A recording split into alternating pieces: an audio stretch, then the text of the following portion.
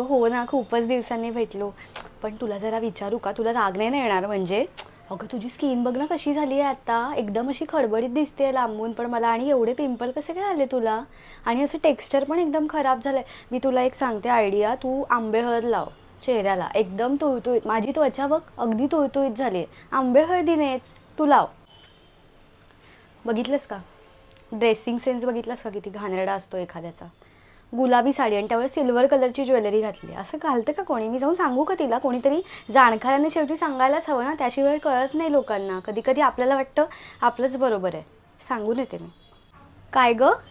केस कसे राठ झालेत तुझे, आणि विरळे पण झालेत. बघितलंस का केवढे? इथे टक्कल पडते असं वाटतंय. काही केसांची काळजी वगैरे नाही का घेत तू? शी कलर वगैरे काय करता तुम्ही मुली? केमिकलने केस खराब होतात. मी तुला सांगते, तू जास्वंदीच्या पानाचं तेल लाव. सुंदर होतात केस. माझे केस बघ आत्ताच कापले एवढे होते.